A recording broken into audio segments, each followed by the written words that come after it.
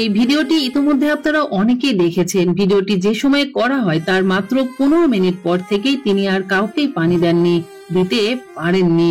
আন্দোলনকারীদের উপর আইন শৃঙ্খলা রক্ষাকারী বাহিনী গুলি চালালে একটি গুলি মুগ্ধর কপালে এসে লাগে। তার সঙ্গে থাকা বন্ধুরা দ্রুত মুগ্ধকে ক্রিসেন্ট হাসপাতালে নিয়ে যায়, কিন্তু হাসপাতালে নেওয়ার আগেই নাকি তিনি মারা যান। যাই হোক, কার কথা বলছি আপনারা নিশ্চয়ই বুঝতে পারছেন। আমি বলছি মীর মাহফুজুর রহমান মুগ্ধর কথা। কত সুন্দর হাসি মাখা মুখ, কে জানতো এই অল্প বয়সে জীবনের স্বাদ ফুরিয়ে যাবে। আপনারা যারা ভিডিও ফুটেজটি দেখতে পাচ্ছেন, অনেকে হয়তো ভাবছেন চোখ দিয়ে ঠিক মতো তাকাতে পারছে না এবং চোখটি বন্ধ করে রাখছে, এর অর্থ হয়তো তার চোখে গুলি লেগেছে। না, ঘটনাটি এমন নয়। গত 18 জুলাই রাজধানী উত্তরা আজমপুর এলাকায় মীর মাহফুজুর রহমান মুগ্ধ যখন পানির কেস হাতে নিয়ে ক্লান্ত শিক্ষার্থীদের মাঝে পানি বিতরণ করছিলেন, তখন তিনি ঠিক মতো তাকাতেও পারছিলেন না।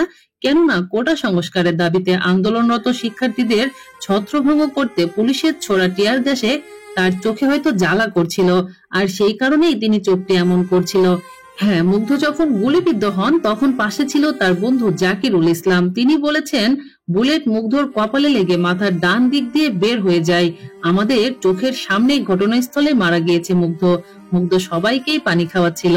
আমাদের কারো কাছে কোনো ধরনের অস্ত্র বা লাঠি সোঁটাও ছিল না।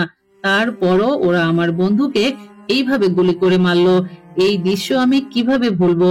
হ্যাঁ, জাকিরুল ইসলাম দেখেছে মুগ্ধ কিভাবে প্রাণের মায়া ত্যাগ করেছে, কিন্তু আমরা দেশবাসী যারা এই পানি লাগবে পানি কথাটি শুনেছি এবং মুগ্ধর এই সাহসী মুখটি দেখেছি, তারা কোনোদিনও মুগ্ধকে ভুলতে পারবো না।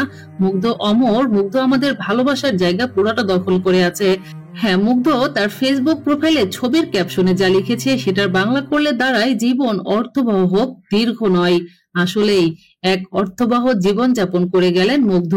তার বড় ভাই মীর মাহমুদুর রহমান দীপ্ত জানান, মুগ্ধ 18 জুলাই আন্দোলনে যোগ দেন এবং সেখানে শিক্ষার্থীদের নানাভাবে সহায়তা করেন। তিনি বিশ্বাস করতেন শিক্ষার্থীরা ন্যায় সঙ্গত লড়াই করছে।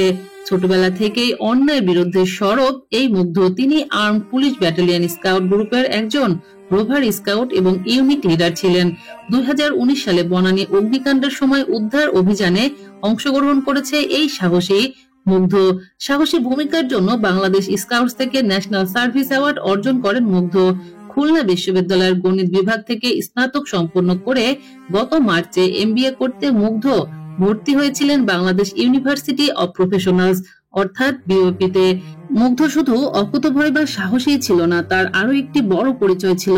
মুগ্ধ কাজ করত ফাইবারে। হ্যাঁ, সে ছিল ফ্রিল্যান্সার।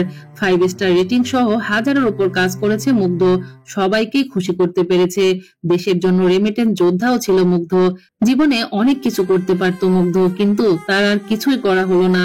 বিওপি থেকে পড়াশোনাটাও শেষ করতে পারলো না। মুগ্ধর জীবনের অকাল মৃত্যুতে আপনার কি অনুভূতি অবশ্যই একটি কমেন্টে জানিয়ে যাবেন। সারা জীবন মুগ্ধকে অন্তরে বেঁধে রাখবো। যাই হোক, সবাই ভালো থাকবেন, সুস্থ থাকবেন। প্রত্যেকে প্রত্যেকের জায়গা থেকে নিজ দায়িত্ব পালন করার চেষ্টা করবেন। আর হ্যাঁ, কোটা আন্দোলনকে ঘিরে আপনার কি অভিমত সেটিও জানিয়ে যাবেন।